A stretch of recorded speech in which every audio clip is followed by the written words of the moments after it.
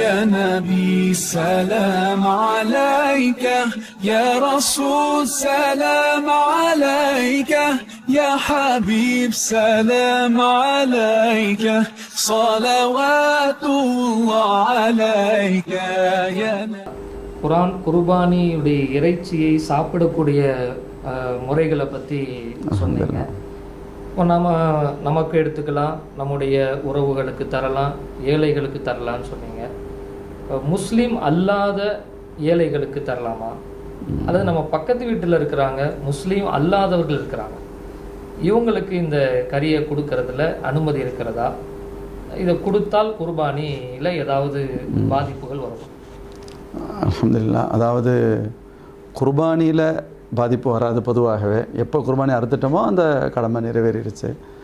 ஆனால் பொதுவாக வணக்கத்திற்கான எந்த ஒரு முக்கியமான அமல்கள் அது மூமின்களுக்கு மட்டும் சொந்தம் அப்படின்னு சொல்லுவாங்க. முஸ்லீம் அல்லாத மற்ற சகோதரர்களுக்கு கொடுக்குற விஷயத்தில் குர்பானிய கறியை பொதுவாக சில பேர் நினச்சிக்கிடுவாங்க, அவங்களுக்கு கொடுக்கறதுலேயே மார்க்கத்தில் 2 கருத்து இருக்காண்டா. 2 கருத்து இல்லவே இல்லை. மற்ற சகோதரர்களுக்கு அவர்கள் வசதியானவர்களாக இருக்கட்டும், ஏழைகளாக இருக்கட்டும், சகோதர சமயத்து சகோதரர் நமக்கு நண்பர்களாக இருக்காங்க, அண்டை வீட்டாராக இருக்கிறாங்க, எத்தனையோ வகையில் பிஸ்னஸ் பார்ட்னர்ஷிப்பில் இருக்காங்க. அவங்களெல்லாம் நம்ம கண்ணியப்படுத்துறது, அல்லது ஏழைகளாக இருந்தால் உதவி செய்கிறது, காசு கொடுக்கறது, பொருள் கொடுக்கறது, அரிசி கொடுக்கறது, மற்ற இறைச்சி போன்றவைகளை கொடுக்கறது, அதெல்லாம் தாராளமாக கூடும். அதெல்லாம் இப்போ பிரச்சனை இல்லை. ஆனால் தாங்கள் கேட்பது குர்பானியுடைய இறைச்சியை அவங்களுக்கு கொடுக்கலாமா? இதுதான். இது ஒரு வணக்கம் சார். ஜக்காத்தை கொடுக்கலாமா? ஜக்காத்தை கொடுக்க முடியாது. குர்பானுடைய இறைச்சியை பொறுத்தவரை ஷாஃபி மதுஹபுடைய கருத்து அறவே வாய்ப்பு இல்லை, கொடுக்கக்கூடாதுங்கிறதுல தான் முடிச்சிடுறாங்க. ஹனஃபி மதுஹபில் ஃபத்வாவான ஒரு கவுல் என்ன இருக்குது அப்படின்னு கேட்டால், திம்மிகளுக்கு கொடுக்கலாம் அப்படின்ட்டு இருக்குது. யாருக்கு கொடுக்கலாம்? திம்மிக்கு கொடுக்கலாம். திம்மிங்கிறது யார் அப்படின்னு பார்த்தா, இஸ்லாமிய அரசின் சட்டத்திட்டங்களுக்கு கட்டுப்பட்டு நடக்கக்கூடிய முஸ்லீம் இது வேதக்காரர்கள் சொல்லப்படுகின்ற அஹ்லுல் கிதாபுகள், இவங்களுக்கு தான் திம்மின்னு சொல்லுவாங்க. இப்போ நம்ம நடைமுறையில் அப்படிப்பட்ட சூழல்லாம் இல்லை. அதனால் ஹனஃபி மதுஹபுடைய கருத்தின் அடிப்படையிலும் கூட பெரும்பாலும் முஸ்லீம் அல்லாதவர்களை தவிர்ப்பது தான் சிறந்தது. சில பேர் இப்போ நடைமுறையில் கூடும் அப்படின்னு சொல்கிறாங்க.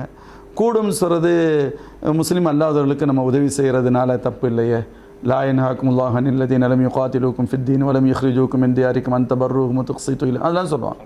அதில் யாருக்கும் மாறுபட்ட கருத்தே இல்லை. அவங்களுக்கு உதவி செய்கிறது, அவங்களுக்கு ஹெல்ப் பண்ணுறது, அதுலாம் தாராளமாக செய்யலாம். ஜக்காத்தில் என்ன சொல்லுவோம், 2% தான் கொடுக்க முடியாதே தவிர, இப்போ ஒருத்தர் கேட்பார், என்னுடைய பக்கத்து வீட்டில் ஒரு கைரக்கும் சகோதரர் ஏழையாக இருக்கிறாங்க, அவங்களுக்கு நான் ஜக்காத்து கொடுக்கவே கூடாதா? பாவா, ஜக்காத்து கொடுக்கக்கூடாது. ஜக்காத்து கொடுக்கணும்னா என்ன அர்த்தம்? உன்னுடைய 2% கொடுக்காத 97% எவ்வளோ வேண்டாலும் கொடுத்துக்கலாம். அவங்களுக்கு கொடுக்கக்கூடாதுன்னு சொன்னது மாதிரி ஒரு பிம்பத்தை ஏற்படுத்துவாங்க. அது கிடையாது.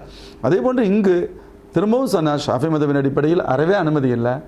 அஹ்னாஃப்கள் ஹனஃபி மதுஹபின் அடிப்படையில் இது மாதிரியான கருத்துக்களை வைத்து இப்போ இவங்களும் திம்மிங்கிற ஒரு பட்டியலுக்குள்ளே கொண்டு வந்து கொடுக்கலாம் அப்படின்னு சொல்பவர்களும் உண்டு.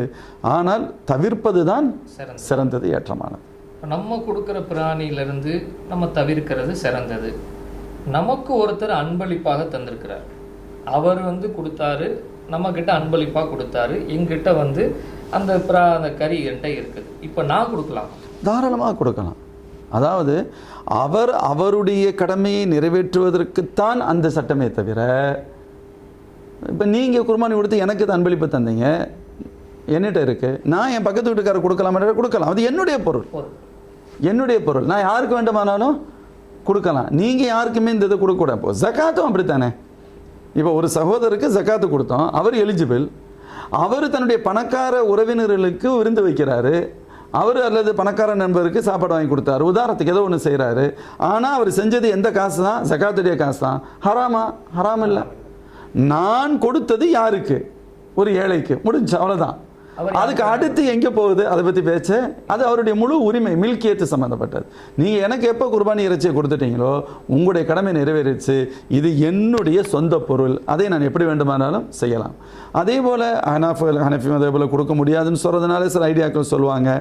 அப்போ சில சகோதரர் நம்ம 2-3 ஆடு அறுத்து நம்ம பக்கத்தில் உள்ளவங்களுக்கு கொடுக்கலைன்னா தப்பாக நினைப்பாங்களே, ஒரு நியாயமான ஒரு இது வரும். இது யாருக்குன்னு கேட்டால் இல்லை கொடுக்கவே கூடாதுன்னு நினைக்கின்ற பொழுது அந்த பிரச்சனை வரும். கொடுக்கவே கூடாதுன்னு சொன்னால் இப்போ இதையும் கொடுக்க முடியாது, பக்கத்தில் நம்ம 2-3 ஆடை அறுத்து கொடுக்கலைன்னா சங்கடப்பட மாட்டாங்களா அப்படிங்கிற நியாயமான எண்ணம் வரும். இப்போ அவங்களுக்கு இப்போ நீங்கள் கேட்ட மாதிரி நமக்கு யாரேனும் இறைச்சி கொடுத்திருந்தால் அதிலேருந்து அவர்களுக்கு அந்த இறைச்சியை கொடுப்பதிலும் பிரச்சனை இல்லை. அல்லது ஒரு கொஞ்சம் குறைந்தபட்சம் இறைச்சியை விலைக்கு வாங்கி அவங்கள பொறுத்தவரை இறைச்சி தானே தவிர அது எந்த இறைச்சிங்கிறதுலாம் தெரியாது, அப்படி கொடுத்து நாம் அதை பேலன்ஸ் பண்ண முடியும். அல்லாஹு அக்பர், அல்லாஹு அக்பர், அல்லாஹ்.